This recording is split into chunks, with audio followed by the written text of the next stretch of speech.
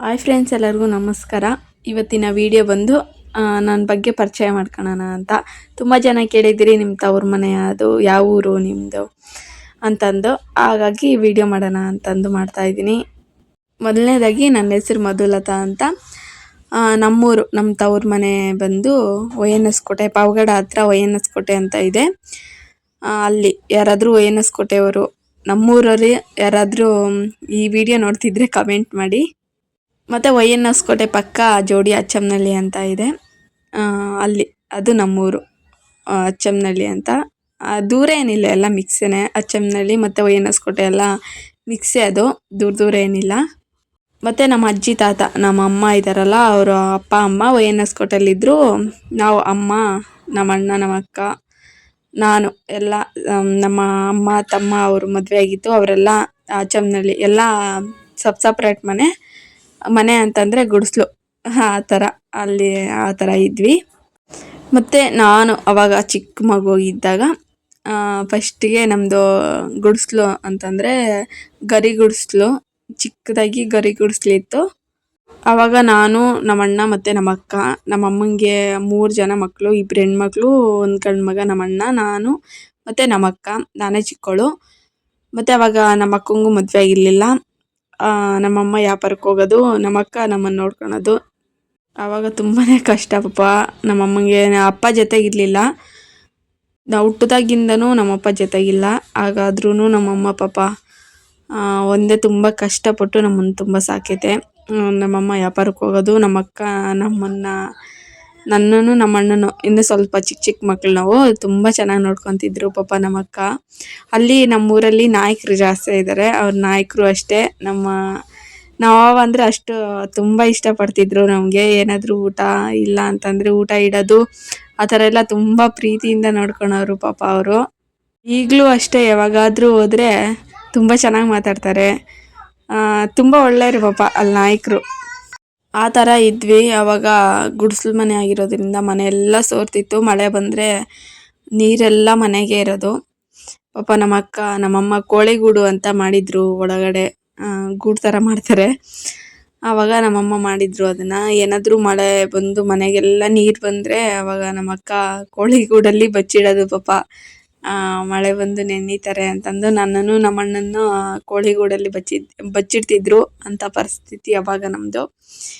ಮತ್ತು ಆ ಥರ ಎಲ್ಲ ಒಂದು ಊಟಕ್ಕೂ ಪರದಾಡಂಗೆ ಆಗ್ತಿತ್ತು ಅವಾಗ. ಅಷ್ಟು ತುಂಬ ಕಷ್ಟ ನಮ್ಮದು ಅವಾಗ.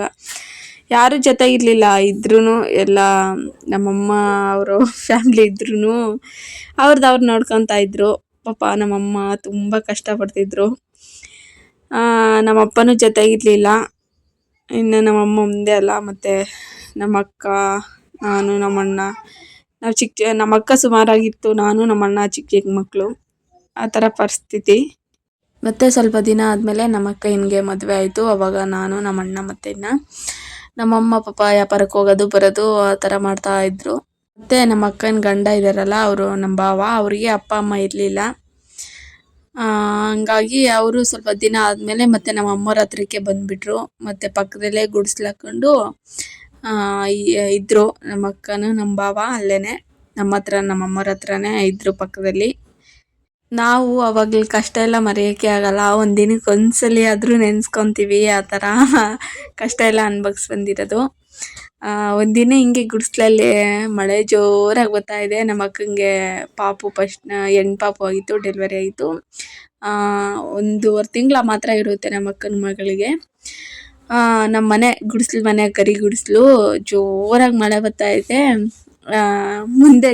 ಮುಂದೆ ಗರಿ ಇರುತ್ತಲ್ಲ, ಅದೆಲ್ಲ ಎದ್ಬಿಟ್ಟಿದೆ ಮ್ಯಾಲಕ್ಕೆ. ಗಾಳಿ ಜೋರು ಗಾಳಿ ಮತ್ತು ಮಳೆ, ಜೋರು ಮಳೆ ಗಾಳಿ ಬಂದೈತೆ. ಅದು ಮುಂದೆ ಎಲ್ಲ ಎದ್ದೊಳ್ತಾ ಐತೆ ಟಾಪೆಲ್ಲ. ಮನೆಗೆ ನೀರೆಲ್ಲ ಮನೆ ತುಂಬ ತುಂಬ್ಕೊತಾ ಇದ್ದಾವೆ ನೀರು. ಮತ್ತು ನಮ್ಮ ಅಮ್ಮನೂ ನಮ್ಮ ಅಣ್ಣ ಅದನ್ನ ಗರಿನ ಹಿಂಗೆ ಹಿಡ್ಕೊತಾ ಇದ್ದಾರೆ ಗಾಳಿಗೆ ಆರೋಗ್ದಂಗೆ. ಮತ್ತು ನಮ್ಮ ಅಕ್ಕ ಬಾಣ್ತಿಯಲ್ಲ, ಆವಾಗ ಆ ಪಕ್ಕದಲ್ಲಿ ಯಾರ್ದೋ ಮನೆ ಇತ್ತು, ಆ ಮನೆಗೆ ಹೋಗ್ರಿ ಅಂತಂದು ನೈಟ್ ಒಂದು 10-11 ಗಂಟೆ ಆಗಿರುತ್ತೆ. ನನಗೂ ಟೈಮ್ ಗೊತ್ತಿಲ್ಲ, ಸುಮ್ಮನೆ ರಾತ್ರಿ ಹೊತ್ತು ನಡೆದಿರೋ ಘಟನೆ ಇದು. ಮತ್ತು ನಮ್ಮಮ್ಮ ಕೇಳಿದ್ರು, ಮತ್ತು ನಮ್ಮ ಅಕ್ಕಂಗೆ ಕೊಡೆ ಬೆಡ್ಶೀಟ್ ಎಲ್ಲ ಒದಿಸಿ ಹೋಗ್ರಿ ಅಂತಂದರು. ನಾನು ನಮ್ಮ ಅಕ್ಕ ಮತ್ತು ನಮ್ಮ ಅಕ್ಕನ ಮಗಳು, ನಮ್ಮ ಅಕ್ಕ ಎತ್ಕೊಂಡಿದ್ರು ಪಾಪನ. ಆವಾಗ ಹೋಗೋಣ ಅಂತ ಹೋಗ್ತಾ ಇದ್ವಿ, ಒಂದು ದೊಡ್ಡ ಕಳ್ಳೆ ನೀರಲ್ಲಿ ಕೊಚ್ಕೊಂಬಂದ್ಬಿಟ್ಟಿದೆ. ಅದು ನೋಡಿಲ್ಲ, ಕತ್ಲಲ್ಲಿ ಕಾಣ್ತಾನೂ ಇಲ್ಲ. ಅದ್ರಾಗ ಬಿದ್ದುಬಿಟ್ಟಿದ್ದೀನಿ ನಾನು. ನಮ್ಮ ಅಕ್ಕ ಹೆಂಗೋ ಸೈಡಲ್ಲಿ ಐತೆ, ನಾನು ಬಿದ್ದುಬಿಟ್ಟಿದ್ದೀನಿ. ಮೈ ಎಲ್ಲ ಚುಚ್ಕೊಂಡ್ಬಿಟ್ಟೈತೆ ಮುಳ್ಳು, ಸೀಮಿಜಲ್ಲಿ ಮುಳ್ಳು ಜಾಸ್ತಿ ಅಲ್ಲಿ. ಮೈಯೆಲ್ಲ ಚುಚ್ಕೊಂಡ್ಬಿಟ್ಟು ಮತ್ತೆ ಹಂಗೆ ಬಿದ್ದು ಹಿಂಗೆ ಬಿದ್ದು ಎಲ್ಲ ಬಿಡಿಸ್ಕೊಂಡು ಮತ್ತೆ ಹೋಗ್ಬಿಟ್ವಿ ಆ ಪಕ್ಕದ ಮನೆಯಲ್ಲಿ, ಅಲ್ಲೇ ಇದ್ವಿ. ಆ ಥರ ಎಲ್ಲ ಘಟನೆ ನಡೆದವೆ, ಇನ್ನೂ ಸುಮಾರು ಇದ್ದಾವೆ. ಆದರೂ ಹೇಳೋಕ್ಕೆ ಒಂಥರ ಬೇಜಾರಾಗುತ್ತೆ. ಬೇಜಾರಂದರೆ ನನಗೆ ಒಂಥರ ಬಾಧೆ ಆಗುತ್ತೆ, ಅದಕ್ಕೆ ಹೇಳೋಕ್ಕಾಗಲ್ಲ ಅವೆಲ್ಲ. ಮತ್ತು ನಾನು ಓದಿದ್ದು ಅಂತಂದರೆ ಅಲ್ಲಿ ಅಚ್ಚಮ್ಮನಳ್ಳಿಗೆ 7ನೇ ಕ್ಲಾಸ್ವರೆಗೂ ಅಲ್ಲಿ ಸ್ಕೂಲ್ ಇದೆ. ಆಮೇಲೆ 8ನೇ ಕ್ಲಾಸ್ಗೆ ವೈನಸ್ಕೋಟೆಗೆ ಹೋಗ್ಬೇಕು. 1ರಿಂದ 3 ವರ್ಷ ಅಂದ್ಕೊಳ್ಳಿ ಓದೆ. 1-2ಕ್ಕೆ ಹೋಗಿರ್ತೀನಿ ಕಂಟಿನ್ಯೂ ಆಗಿ. ಮತ್ತು ನಮ್ಮ ಅಕ್ಕನ ಮಕ್ಕಳು ಇದ್ರಲ್ಲ, ಅವರು ಪಾಪ ನಮ್ಮ ಭಾವ ಕುಡಿಯೋರು. ಮನೆಗೆ ಅವರು ಸರಿಯಾಗಿ ನೋಡ್ಕೊತಿರ್ಲಿಲ್ಲ ಇವಾಗೇನಲ್ಲ, ಅವಾಗ ಹಂಗೆ ನೋಡ್ಕೊತಿರ್ಲಿಲ್ಲ. ಪಾಪ ನಮ್ಮ ಅಕ್ಕನೇ ವ್ಯಾಪಾರಕ್ಕೆ ಹೋಗೋದು ಹುಡುಗರನ್ನ ಮನೇಲಿ ಬಿಟ್ಟು. ನಮ್ಮ ಅಕ್ಕನ ಮಕ್ಕಳಿದ್ರಲ್ಲ, ಅದಕ್ಕೆ ನೋಡ್ಕೊತಾ ಇದ್ದೆ ನಾನು. ಅಲ್ಲಿಗೂ ಪಾಪ ನಮ್ಮ ಅಚ್ಚಮ್ನಲ್ಲಿ ಟೀಚರ್ ಮತ್ತು ಸರ್ ಅವರು ಪಾಪುನೇ ಕರ್ಕೊಂಬರ್ರಿ ಅಂತಂದ್ರೆ, ಇಲ್ಲ ಕರ್ಕೊಂಬ, ಇಲ್ಲೇ ಇರ್ತಾರೆ ಅಂತಂದು ಸುಮಾರು ಸಲ ನಾನು ಹುಡುಗರನ್ನೇ ಕರ್ಕೊಂಡು ಹೋಗಿದ್ದೀನಿ ಸ್ಕೂಲ್ ಹತ್ರ. ಮತ್ತು ಪಾಪ ಅದು ಇದು ಮಾಡ್ತಿದ್ರು, ನನಗೆ ಬೇಜಾರಾಗೋದು. ಅದಕ್ಕೆ ನಾನು ಮನೆಯಲ್ಲೇ ಇರ್ತಿದ್ದೆ ಹುಡುಗರು ನೋಡಿಕೊಂಡು. ಮತ್ತು ಹಂಗೆ ಮತ್ತು ಒಂದು ತಿಂಗಳು ಹೋಗೋದು, ಮನೆಗಿರೋದು, ಹೋಗೋದು, ಹಂಗೆ ಹಿಂಗೆ ಮಾಡಿ ಸರಿಯಾಗಿ ಓದ್ತಿರ್ಲಿಲ್ಲ ನಾನು. ಮತ್ತು ಅಲ್ಲಿಂದ ಕಂಟಿನ್ಯೂ ಆಗಿ ಒಂದು 4-5ನೇ ಕ್ಲಾಸ್ವರೆಗೂ ಹೋಗಿರ್ತೀನಿ ಮತ್ತು ಸ್ಕೂಲ್ಗೆ. ಮತ್ತು ಇನ್ನು ಮನೆಯಲ್ಲೇ ಇರ್ತಿದ್ದೆ, ಮನೆಯಲ್ಲೇ ಇದ್ಬಿಟ್ಟಿದ್ದೆ. 2-3 ವರ್ಷ ಮನೆಯಲ್ಲೇ ಇದ್ದೆ.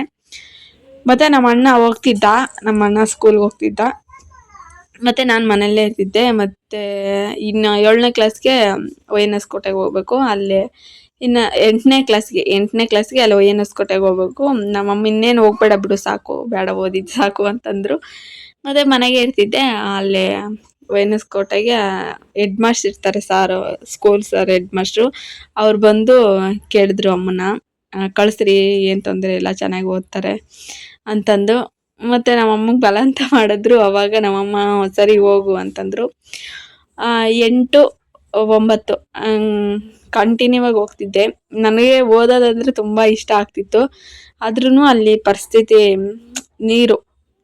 ನೀರಿಗೆ ತುಂಬ ಸಮಸ್ಯೆ ಆಗ್ತಿತ್ತು.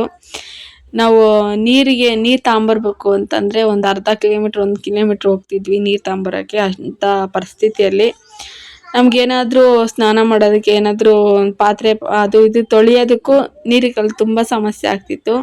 ಅಂಥ ಪರಿಸ್ಥಿತಿ ಅವಾಗ ನಮಗೆ ನೀರಿಗೆ. ನಾವು ನೀರು ತಂದು ಮನೆಯೆಲ್ಲ ಕೆಲಸ ಮಾಡಿ ಅದೆಲ್ಲ ಹೋಗಬೇಕು ಅಂತಂದರೆ ಸುಮಾರು ನಡ್ಕೊಂಡು ಹೋಗ್ತಾ ಇದ್ದಿದ್ದು. ನಮ್ಮ ಅಚ್ಚಮ್ಮನಹಳ್ಳಿಯಿಂದ ವೈನಸ್ಕೋಟೆಗೆ 1 ಕಿಲೋಮೀಟ್ರ್ ಆಗ್ತಿತ್ತು ನಡ್ಕೊಂಡು ಹೋಗ್ಬೇಕಂತಂದರೆ. ಒಂದೊಂದ್ಸಲ ಲೇಟ್ ಆಗೋಗ್ಬಿಡೋದು, 11 ಗಂಟೆ ಮಾತ್ರ ಹೋಗೋದು. ಅದು ಬಡ್ಸ್ಕೊಂಡು ಹೆಂಗೋ ಹೋಗ್ತಿದ್ದೆ, ನನಗೆ ಆಸೆ ಓದಬೇಕು ಅಂತಂದು. ಹಂಗೆ ಹೋಗಿ ಕಂಟಿನ್ಯೂ ಆಗಿ ಒಂದು 9ನೇ ಕ್ಲಾಸ್ವರೆಗೂ ಹೋದೆ. ಮತ್ತು 9ನೇ ಕ್ಲಾಸ್ಗೆ ಏನೋ ಸ್ವಲ್ಪ ಸಮಸ್ಯೆ ಆಯಿತು. ಅದು ನನ್ನಿಂದ ಅಲ್ಲ, ಯಾರೋ ನನ್ನ ಫ್ರೆಂಡಿಂದ ಏನೋ ಒಂದು ಸಮಸ್ಯೆ ಆಯಿತು. ಅವರು ಹೆಣ್ಮಕ್ಳೇ, ಅವ್ರ ಬಗ್ಗೆ ಹೇಳೋದು ಬೇಡ ಬಿಡಿ ಪಾಪ. ಹುಡುಗಿಯಿಂದ ಏನೋ ಸಮಸ್ಯೆ ಆಯಿತು. ಅದಕ್ಕೆ ನಮ್ಮಮ್ಮ ಇನ್ನು ಬೇಡ, ಸುಮ್ಮನಿರು, ಹಿಂಗೆ ಫ್ರೆಂಡು ಅಂತಂದರೆ ಈ ಥರ ಇದು ಮಾಡ್ತಾರೆ, ಬೇಡ, ಹೋಗ್ಲೇಬೇಡಿ, ಇನ್ನು ಮನೆಗೆ ಇದ್ಬಿಡು ಅಂತಂದರು 9ನೇ ಕ್ಲಾಸ್ಗೆ. ಮತ್ತು ಇನ್ನೇನಂತ ಸುಮ್ಮನೆ ಆಗಿಬಿಟ್ಟೆ, ಮನೆಯಲ್ಲೇ ಇದ್ಬಿಟ್ಟೆ. ಇನ್ನು ನಮ್ಮಣ್ಣ ಹೋಗ್ತಾ ಇದ್ದ 10ನೇ ಕ್ಲಾಸ್ವರೆಗೂ ನಮ್ಮಣ್ಣ. ಆದರೆ ನಮ್ಮ ಅಣ್ಣಂಗೆ ಇಷ್ಟನೇ ಆಗ್ತಿರ್ಲಿಲ್ಲ ಓದಬೇಕು, ಸ್ಕೂಲ್ಗೆ ಹೋಗ್ಬೇಕು ಅಂತಂದರೆ ಇಷ್ಟನೇ ಆಗ್ತಿರ್ಲಿಲ್ಲ. ನಮ್ಮಮ್ಮ ಬಡ್ದು ಕಳ್ಸೋದು, ಓದು ಅಂತಂದು. ಏನೋ ನಮ್ಮ ಅಣ್ಣಂಗೆ ಇಂಟ್ರೆಸ್ಟೇ ಇರ್ತಿರ್ಲಿಲ್ಲ. ಆವಾಗ ಪೇಪರ್ ಹಾಕಕ್ಕೆ ಹೋಗ್ತಿದ್ರು ನಮ್ಮಣ್ಣ, ಓದ್ತಾರಲ್ಲ ಪೇಪರು ಅಂತ ಹಾಕಕ್ಕೆ ಹೋಗ್ತಿದ್ರು. 9ನೇ ಕ್ಲಾಸ್ಗೆ ಏನೋ ನಮ್ಮಣ್ಣ ಆ ಥರ ಮಾಡ್ತಾಯಿದ್ರು. ಮತ್ತು 10ನೇ ಕ್ಲಾಸ್ವರೆಗೂ ಹೋದ. ಮತ್ತು ಇವರು ಎದುರಿಸ್ಬಿಟ್ರು. ಪರೀಕ್ಷೆಗಳಿಗೆ CC ಕ್ಯಾಮ್ರಾ ಇಕ್ತಾರೆ, ಅದಿಕ್ತಾರೆ, ಇದಿಕ್ತಾರೆ 10ನೇ ಕ್ಲಾಸ್ ಪರೀಕ್ಷೆಗೆ ಅಂತ ಅದು ಇದು ಎದುರಿಸಿ ಮತ್ತೆ ಎದ್ರಕೊಂಡು ಹೋಗ್ಲಿಲ್ಲ, ಸ್ಕೂಲ್ ಬಿಡಿಸ್ಬಿಟ್ರು. ಹೋಗ್ದಂಗೆ ಮನೆಗೆ ಎದ್ಬಿಡ್ತಿದ್ದ. ಮತ್ತೆ ನಮ್ಮಮ್ಮ ಇನ್ನು ಇವ್ನು ಓದಲ್ಲ ಏನಿಲ್ಲ, ಸುಮ್ಮನೆ ಯಾಕೆ ಅವೆಲ್ಲ ಅಂತಂದು ವ್ಯಾಪಾರಕ್ಕೆ ಕರ್ಕೊಂಡು ಹೋಗೋದು. ಅಂದರೆ ಫೋಟೋ ವ್ಯಾಪಾರ. ದೇವ್ರ ಫೋಟೋ ನೋಡಿ ಅಲ್ಲಿ ಹಿಂದೆ ಕಾಣಿಸ್ತಿದ್ಯಲ್ಲ, ನಾನು ಕುಂತಿದ್ನಲ್ಲ ಹಿಂದೆ ಕಾಣಿಸ್ತಿದ್ಯಲ್ಲ ಅಂತ ದೇವ್ರ ಫೋಟೋಗಳು ನಮ್ಮಮ್ಮ ಮಾರ್ತಿದ್ರು. ಅವಾಗ ಜೊತೆಲಿ ಅಮ್ಮನೂ ನಮ್ಮಣ್ಣ ಇಬ್ಬರು ಜೊತೆಲ್ಲೇ ಮಾಡೋರು. ಅವಾಗ ಪಾಪ ತುಂಬ ಒಳ್ಳೆ ನಮ್ಮಣ್ಣ, ತುಂಬ ನಮ್ಮಮ್ಮ ಏನಾದರೂ ಹೇಳಲಿ ಅದೇ ಮಾತೆ, ಇನ್ನು ಮಾತು ತಪ್ತಿರ್ಲಿಲ್ಲ, ಆ ಥರ ಇದ್ದ. ಈ ತುಂಬ ಜನ ಕಿಡಿಗೇಡಿಗಳೆಲ್ಲ ಹಾಳು ಮಾಡಿಬಿಟ್ರು. ನಾನು ಆಗಲಿ ನಮ್ಮಣ್ಣ ಆಗಲಿ ಯಾರಾದರೂ ಪ್ರೀತಿಯಿಂದ ನಂಬಿಸ್ಬಿಟ್ರೆ, ಏನೋ ಸ್ವಲ್ಪ ಬಾದಲ್ಲಿ ಮಾತಾಡ್ಬಿಟ್ರೆ ನಾವು ನಂಬೋದು ಜಾಸ್ತಿ, ನಾನು ನಮ್ಮಣ್ಣ. ನಿಜನೇನೋ ಫೀಲ್ ನಮಗಾಗುತ್ತೆ. ಅವರು ಅಷ್ಟು ನಂಬಿಸ್ಬಿಡೋರು ಪಾಪ. ನಮ್ಮ ಅಣ್ಣನ ನಂಬಿಸಿ ಎಲ್ಲ ಹಾಳು ಮಾಡ್ತಿದ್ರು. ಆದರೂ ನಮ್ಮ ಅಣ್ಣಂಗೆ ಗೊತ್ತಾಗ್ತಿರ್ಲಿಲ್ಲ. ನನಗೆ ಹೆಂಗೋ ಗೊತ್ತಾಗ್ಬಿಡೋದು ಅವರು ನಂಬಿಸ್ತಾ ಇದ್ದಾರೆ ಎಲ್ಲ ಮೋಸ ಮಾಡೋಕ್ಕೆ ಅಂತ.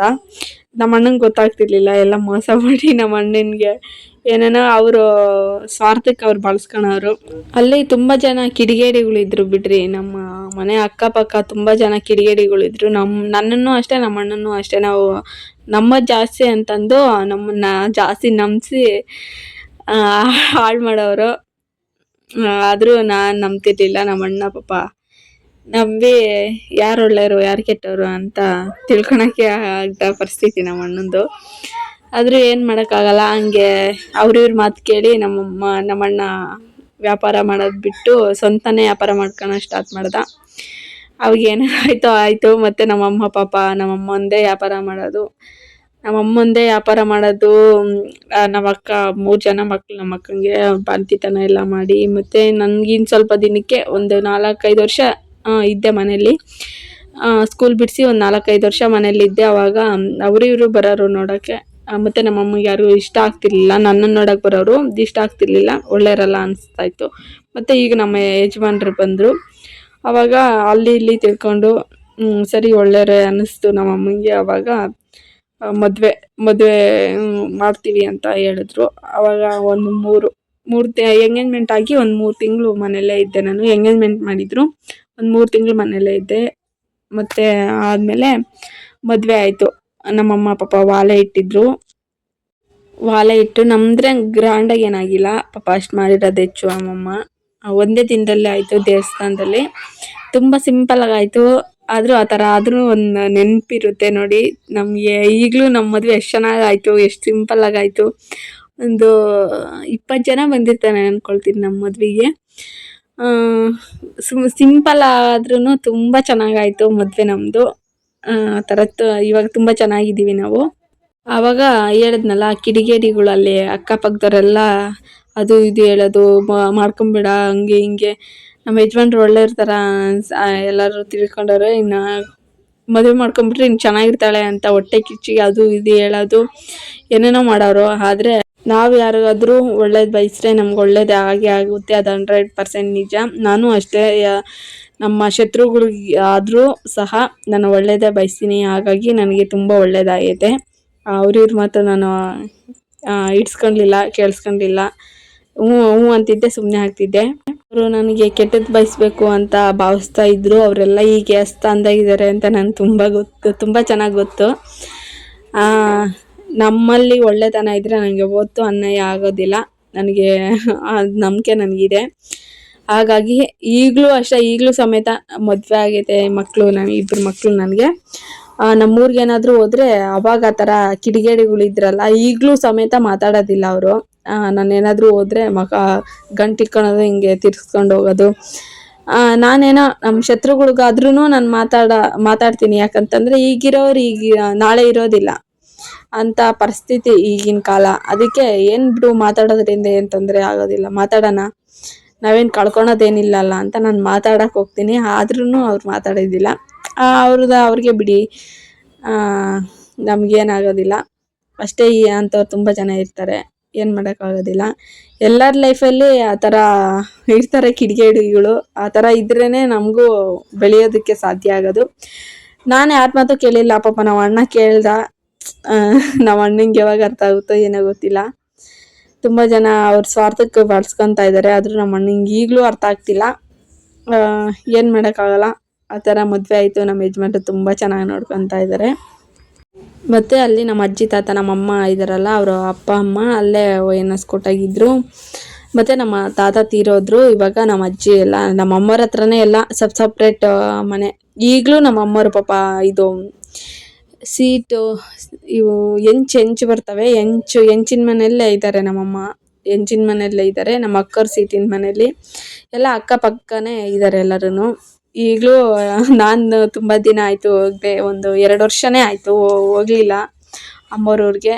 ನನಗೆ ಕುಕ್ಕರ್ ಬರೋಷ್ಟಾಗಿ ತುಟಿಗೆ ಗಾಯ ಆಗಿತ್ತು. ಆವಾಗ್ಲಿಂದನೂ ಹೋಗಿಲ್ಲ, ಇನ್ನು ಸುಮ್ಮನೆ ಆಗಿಬಿಟ್ಟೆ. ಹೋಗಬೇಕು ಈಗ ಬೇಸಿಗೆ ರಜೆ ಕೊಟ್ಟವ್ರಲ್ಲ, ಈಗ ಹೋಗಬೇಕು ಅಂದ್ಕೊಂಡಿದ್ವಿ. ಹೋದರೆ ಅಲ್ಲಿ ವಿಡಿಯೋ ಮಾಡ್ತೀನಿ, ನಮ್ಮಮ್ಮರ ಮನೆ ಯಾವ ಥರ ಇದೆ, ನಮ್ಮೂರೆಲ್ಲ ಯಾವ ಥರ ಇದೆ ಅಂತಂದು ವಿಡಿಯೋ ಮಾಡ್ತೀನಿ. ಈಗ ಮದುವೆ ಆಗಿರೋದು ಸಿರಾ, ತುಮಕೂರು ಹತ್ರ ಸಿರಾ ಅಂದರೆ ಎಲ್ಲರಿಗೂ ಗೊತ್ತೇ ಇರುತ್ತೆ. ಮತ್ತು ನಮ್ಮೂರು ಅದೇ ತವ್ರ ಮನೆ ONS ಕೋಟೆ, ಪಾವಗಡ ಹತ್ರ ONS ಕೋಟೆ ಪಕ್ಕನೇ ಅಚ್ಚಮ್ಮನಹಳ್ಳಿ, ಜೋಡಿ ಅಚ್ಚಮ್ಮನಹಳ್ಳಿ ಅಂತ ಇದೆ. ಅಲ್ಲಿ ಎಲ್ಲ ನಾನು ಹುಟ್ಟಿ ಬೆಳೆದಿರೋದೆಲ್ಲ ಅಲ್ಲಿ, ಓದಿರೋದು ಅಲ್ಲೇ. ನಮ್ಮೂರಂದರೆ ಏನೋ ಒಂಥರ ಫೀಲ್, ತುಂಬ ಚೆನ್ನಾಗಿರುತ್ತೆ. ಅಲ್ಲಿ ಏನೊಂಥರ ಖುಷಿ ಆಗುತ್ತೆ ಹೋದರೆ. ಹೋಗಬೇಕು ಅಂತ ಅಂದ್ಕೊಂಡಿದ್ದೀನಿ, ಹೋಗಬೇಕು ಈ ರಜದಲ್ಲಿ. ಹೋದರೆ ಈಗ ಹುಡುಗರಿಗೆ ರಜೆ ಕೊಟ್ಟಾರಲ್ಲ, ಬೇಸಿಗೆ ರಜೆ, ಇವಾಗ ಹೋದರೆ ಮರೀದೆ ವಿಡಿಯೋ ಮಾಡ್ತೀನಿ. ಎಲ್ಲರೂ ಮಿಸ್ ಮಾಡದೆ ನೋಡಿ ವಿಡಿಯೋನ, ನಮ್ಮ ಅಮ್ಮವ್ರ ಮನೆ ಆ ಥರ ಇದೆ ಅಂತಂದು. ಇವಾಗಲೂ ನಾವು ಇರೋದು ನಾವೇನು ಮನೆಯಲ್ಲಿ ದೊಡ್ಡ ಮನೆಯಲ್ಲಿಲ್ಲ, ಈಗಲೂ ಗುಡಿಸ್ಲಲ್ಲೇ, ಆದ್ರೂ ತುಂಬ ಚೆನ್ನಾಗಿದ್ದೀವಿ. ಗುಡಿಸ್ಲು ಅಂದರೆ ಇದೇನು ಗುಡಿಸ್ಲೇನಲ್ಲ, ಮೇಲೆ ಸೀಟು ಮತ್ತು ಸೈಡು ಕಲ್ಲು ಬರುತ್ತೆ, ಕಲ್ಲು ಆ ಥರ ನಿಲ್ಲಿಸಿಟ್ಟಿದ್ವಿ. ಈಗ ಮನೆ ಕಟ್ತಾ ಇದ್ವಿ. ನೋಡಿದ್ರಲ್ಲ ವೀಡಿಯೋನ, ಮನೆ ಕಟ್ಟಿ ಪಾಯ ಹಾಕಿದ್ವಿ. ಆ ವಿಡಿಯೋ ಹಾಕಿದ್ನೆಲ್ಲ ನೋಡಿದ್ದೀರಾ, ತುಂಬ ಸಪೋರ್ಟ್ ಮಾಡಿದ್ದೀರಾ. ಈಗೇನು ತೊಂದರೆ ಇಲ್ಲ, ತುಂಬ ಚೆನ್ನಾಗಿದ್ದೀನಿ. ಅವಾಗಕ್ಕಿಂತ ಇವಾಗ ಕಂಪೇರ್ ಮಾಡಿದ್ರೆ ಈಗಲೇ ತುಂಬ ಚೆನ್ನಾಗಿದ್ದೀನಿ. ಆವಾಗ ಸುಮ್ಮನೆ ಸಮಸ್ಯೆಗಳೆಲ್ಲ, ಎಲ್ಲರೂ ಸುಮ್ಮನೆ ಹೊಟ್ಟೆ ಉರ್ಕೊಳೋದು, ಆ ಥರ ಕಿಡಿಗೇಡಿಗಳು ಜಾಸ್ತಿ ಇದ್ದರು.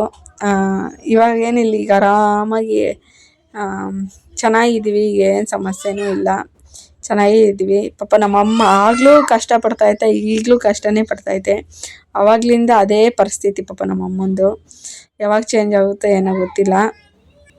ಮತ್ತು ನಮ್ಮ ಬಾವ, ನಮ್ಮ ಅಕ್ಕನ ಗಂಡ, ಅವಾಗ ಹಂಗೆ ಮೊದಲು ಮದುವೆ ಆದ ಮುಂಚೆ ಆವಾಗ ಕುಡಿದು ತಂದಾಕ್ತಾಗೆ ಅದು ಇದು ಮನೆಗೆ ರೇಷನ್ನು ಅದು ಇದು ತಂದಾಕ್ತಿರ್ಲಿಲ್ಲ. ಆವಾಗ ಆ ಸಮಸ್ಯೆ ಇತ್ತು. ಈಗೇನಿಲ್ಲ, ಈಗ ತುಂಬ ಚೆನ್ನಾಗಿ ನೋಡ್ಕೊತಾರೆ ಪಾಪ ನಮ್ಮ ಅಕ್ಕನಾಗಲಿ, ನಮ್ಮ ಅಕ್ಕ ಮಕ್ಕಳನ್ನು ಎಲ್ಲರನ್ನೂ ತುಂಬ ಚೆನ್ನಾಗಿ ನೋಡ್ಕೊತಾರೆ. ನಮ್ಮ ಅಕ್ಕಂಗೆ 3 ಜನ ಮಕ್ಕಳು, 2 ಗಂಡು ಮಕ್ಕಳು, 1 ಹೆಣ್ಮಗ. ಅವರು ಅಷ್ಟೇ ತುಂಬ ಚೆನ್ನಾಗಿದ್ದಾರೆ. ಈಗೇನು ಸಮಸ್ಯೆನೂ ಇಲ್ಲ, ಎಲ್ಲರೂ ಚೆನ್ನಾಗೇ ಇದ್ದಾರೆ. ಅಷ್ಟೇ ಫ್ರೆಂಡ್ಸ್, ನನ್ನ ಬಗ್ಗೆ ಇಷ್ಟು ಹೇಳಿದ್ದೀನಿ. ಇನ್ನೂ ಏನು ಬಿಟ್ಟಿದ್ದೀನಿ ಏನು ಗೊತ್ತಿಲ್ಲ. ಇನ್ನೂ ಏನಾದರೂ ನಿಮ್ಗೆ ಡೌಟ್ ಇದ್ದರೆ ಕಮೆಂಟ್ ಮಾಡಿ. ಹಾಗೆ ನಮ್ಮೂರವ್ರು ಯಾರಾದರೂ ವೀಡಿಯೋ ನೋಡ್ತಿದ್ರೆ ಪ್ಲೀಸ್ ಕಮೆಂಟ್ ಮಾಡಿ. ನಾಳೆ ಮತ್ತೊಂದು ವೀಡಿಯೋ ಜೊತೆ ಸಿಗೋಣ ಫ್ರೆಂಡ್ಸ್. ಬಾಯ್.